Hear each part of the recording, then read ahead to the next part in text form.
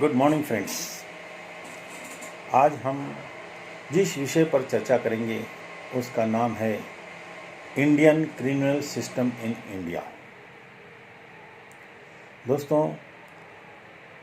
हमारे भारत में जो क्रिमिनल जस्टिस सिस्टम है उसका नाम है एडवर्सरियल सिस्टम। पूरे संसार में दो प्रकार की सिस्टम अडॉप्ट की जा रही हैं। एक है एडवर्सरियल सिस्टम और दूसरी है इंक्विजिटोरियल सिस्टम। इंक्विजिटोरियल सिस्टम यूरोप के कुछ देशों में अपनाई जाती है, जैसे स्पेन, जर्मन, फ्रांस। इतना ही नहीं तो चाइना में भी इंक्विजिटोरियल सिस्टम ही अडॉप्ट की गई है। हमारे भारत में एडवर्सरियल सिस्टम अडॉप्ट की जा रही है। ये दोनों सिस्टम में क्या अंतर है, यह समझने के लिए मैं आपके सामने कुछ पॉइंट्स रखना चाहता हूँ, जिससे आपको ये समझ में आ जाएगा कि इंक्विजिटोरियल सिस्टम क्या है और एडवर्सरियल सिस्टम क्या है। एडवर्सरियल सिस्टम में क्या होता है कि accused is presumed to be innocent, whereas in inquisitorial system it is presumed that accused has committed the offence. उसी तरह से इसमें रेट ऑफ कन्विक्शन जो है एडवर्सरियल सिस्टम में बहुत ही कम होता है और इंक्विजिटोरियल सिस्टम में रेट ऑफ कन्विक्शन बहुत ज़्यादा होता है। मतलब ये है कि एडवर्सरियल सिस्टम में यह माना जाता है कि गुनहगार ने कोई गुनाह नहीं किया है और जब तक उसका गुनाह साबित न हो जाए उसे हम गुनहगार नहीं मान सकते। इंक्विजिटोरियल सिस्टम में ठीक इसके उल्टा होता है। इंक्विजिटोरियल सिस्टम में ये होता है कि गुनहगार को गुनहगार माना जाता है और गुनहगार को यह सिद्ध करना होता है कि मैं गुनहगार नहीं हूँ।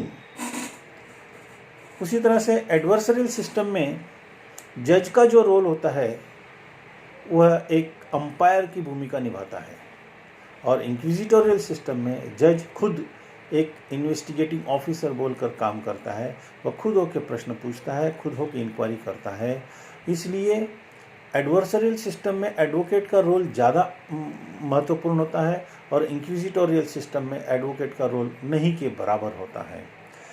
उसका परिणाम क्या होता है, हमारे जो एडवर्सरियल सिस्टम है इसमें काफ़ी केसेस कोर्ट में पेंडिंग रहती हैं और इंक्विजिटोरियल सिस्टम में बहुत जल्द केस बोर्ड पे आ जाती है और एक बार केस बोर्ड पे आ गई तो उसको डे टू डे हियरिंग उसकी लेनी पड़ती है और जब तक उस केस का जजमेंट न हो जाए दूसरी केस बोर्ड पर नहीं ली जाती है। इसका मतलब ये नहीं हुआ कि इंक्विजिटोरियल सिस्टम बहुत अच्छी है, नहीं दोस्तों। एडवर्सरियल सिस्टम जो हमारे भारत में अडॉप्ट की जा रही है वो सबसे अच्छी है, ऐसा मेरा मानना है दोस्तों। लेकिन इसमें आज के ज़माने में बहुत से लोग इसका फ़ायदा उठा रहे हैं। वो कैसे? तो एडवर्सरियल सिस्टम में जहाँ पे कुछ प्रूफ नहीं होता है, कुछ एविडेंस नहीं मिलता है, तो आरोपी को छोड़ दिया जाता है, उसे उसका बेनिफिट ऑफ डाउट मिल जाता है। परंतु इंक्विजिटोरियल सिस्टम में बेनिफिट ऑफ डाउट मिलने की गुंजाइश बहुत ही कम होती है। आप लोगों को एक बात बता दूं कि हमारे देश में जो एडवर्सरियल सिस्टम है यह अंग्रेज़ों की बनाई हुई देन है। सन 1857 में जब स्वतंत्रता युद्ध हुआ था और उसके पश्चात जो ईस्ट इंडिया कंपनी के हाथ में जो पावर थी वो ख़त्म हो गई और ब्रिटिश गवर्नमेंट ने उस समय क्या किया, ब्रिटिश गवर्नमेंट ने अपने देश के जितने कानून थे वहाँ पर लाने की कोशिश की और इंडिया का एक ऑफिस इंडिया ऑफिस बोलकर ब्रिटेन में बनाया और वहाँ से हमारे देश का सारा कारभार चलता था। यह होने के बाद में जितने भी कानून हैं आज हमारे देश में सारे के सारे अंग्रेज़ों के ज़माने के हैं। इसमें किसी भी प्रकार का कोई बदलाव नहीं किया गया है और ये एडवर्सरियल सिस्टम जो है यह अंग्रेज़ों की ही देन है। दोस्तों, मेरा ये मानना है इसमें थोड़ा सा बदलाव लाना ज़रूरी है। जब हमारे देश में अटल बिहारी वाजपेयी की सरकार थी तब अटल बिहारी वाजपेयी की सरकार ने सन 2000 में मल्लीनाथन कमेटी अपॉइंट की थी। इसमें 6 सदस्यीय पैनल थे और इस 6 सदस्यीय पैनल ने अपनी एक रिपोर्ट सन 2003 में गवर्नमेंट को सौंपी थी। इस रिपोर्ट में उन्होंने 158 पॉइंट्स बताए थे और वे 158 पॉइंट्स अगर हमारे देश की सिस्टम में अडॉप्ट किए जाते हैं तो शायद हमारी सिस्टम कुछ स्पीडअप हो जाएगी। लेकिन दोस्तों, उसमें से एक भी पॉइंट हमारी सरकार ने आज तक मान्य नहीं किया हुआ है। मैं उस रिपोर्ट का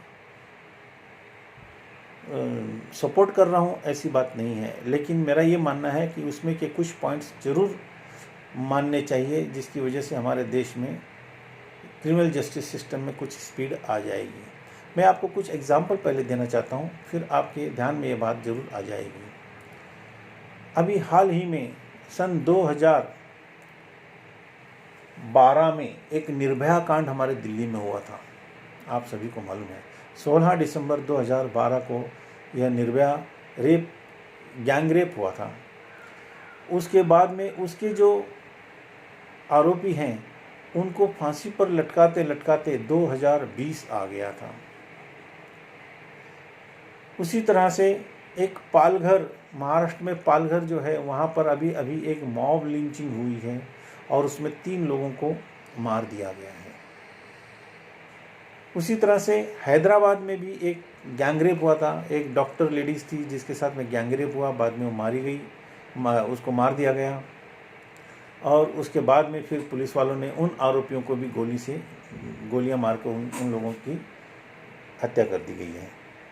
मेरा ये मानना है कि जहाँ पे मॉब लिंचिंग होती है, जहाँ पे वीडियो शूटिंग हो गई होती है, मीडिया में यह प्रश्न आ गया होता है और टीवी पर सब जगह पे सीसीटीवी के फुटेज रहते हैं, तो ऐसी हालत में मेरा ये मानना है कि इंक्विजिटोरियल सिस्टम अपनाने में कोई भी हरकत नहीं है। इसमें सिर्फ जज को ये देखना चाहिए कि जो वीडियो शूटिंग की गई है, जो सीसीटीवी फुटेज हैं, उसमें कहीं टैंपरिंग तो नहीं हुआ है।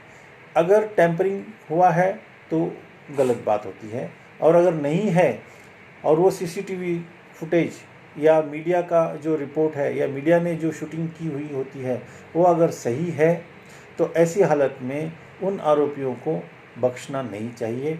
उन लोगों को फिर सज़ा देने में बिल्कुल भी कुतवाही नहीं बरतनी चाहिए।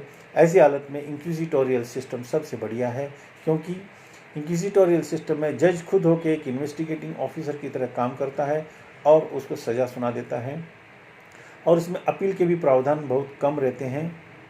तो मेरा यह मानना है दोस्तों कि भारत में कम से कम जहाँ पे गैंग रेप और उसके बाद में लड़की की हत्या कर दी जाती है, ऐसे केसेस में इंक्विजिटोरियल सिस्टम अडॉप्ट करनी चाहिए। उसी तरह से जहाँ पे मॉब लिंचिंग होती है और जहाँ पे मीडिया पहुँच जाती है और वहाँ पे शूटिंग होती है, सीसीटीवी फुटेज होते हैं, ऐसी हालत में आरोपी को किसी भी प्रकार की रियायत देने का कोई कारण नहीं है।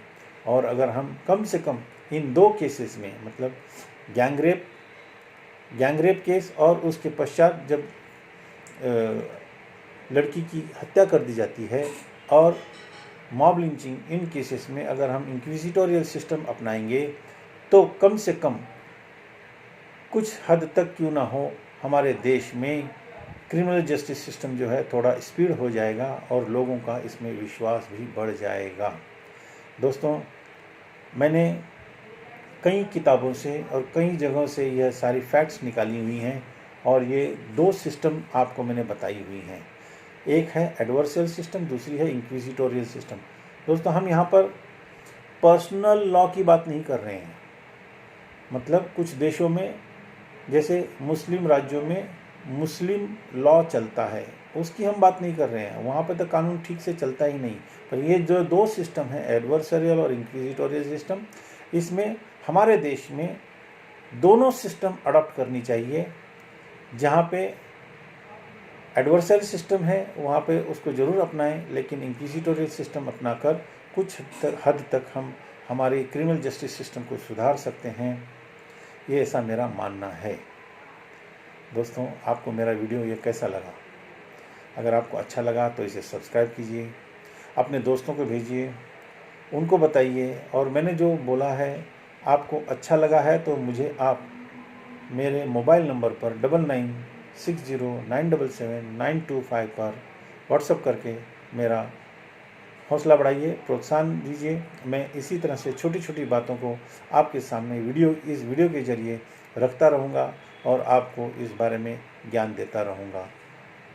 धन्यवाद।